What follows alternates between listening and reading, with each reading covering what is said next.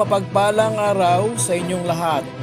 Welcome back sa ating munting channel, Cool Lolo, Cool Tips and Talks. May 19, 2024, Sunday Racing.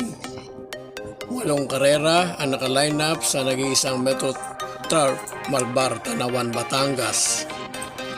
Ngayong araw ng linggo, gaganapin ang first leg ng Triple Crown at meron pang 2 stake races, ang Hopeful at ang 3-year-old locally bred stake race. Bago ang ating mga cool choices, ang buwan ng Mayo muli ay Cervical Cancer Consciousness Month. Race number 1, umpisa ng first pick 5, races 1 to 5. Ang ating pong first only choice ay number 3, Still Somehow.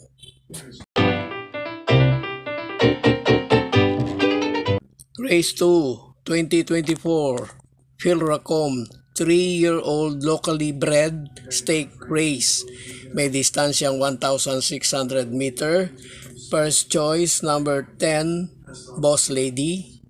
Second choice, number 9, Worth 359. Third choice, number 6, Hans City. Race 3, Hopeful stake race. May distance na 1,600. First choice, number 2, Primavera. Second choice, number 4, High Roller.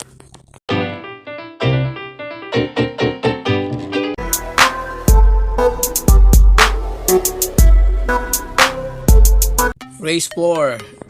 Ito na yung pinakatampok na karera sa linggo. Ang 2024 Philracom First Leg Triple Crown Stake Race. Ang distansya 1,600. 6 entries.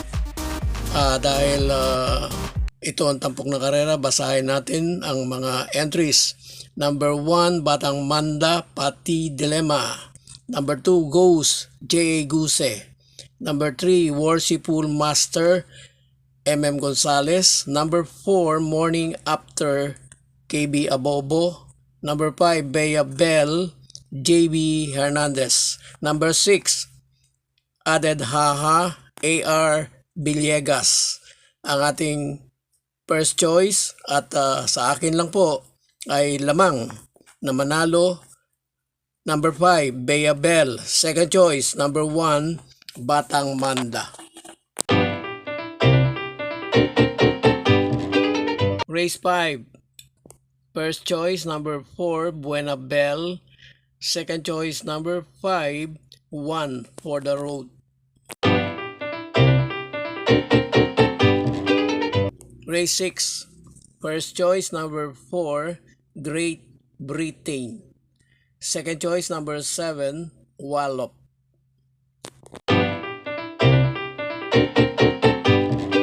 Race 7. Race na may pentapekta. Only choice, number 5, I Love Mati.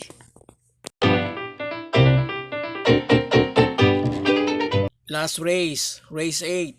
Race na may Super 6. First choice, number 4, Hang Loose. Second choice, number 1, Bantay Sarado. Dahil paratingan at para sa Super 6, lagyan natin ng third choice, number 7, Heart of Steel.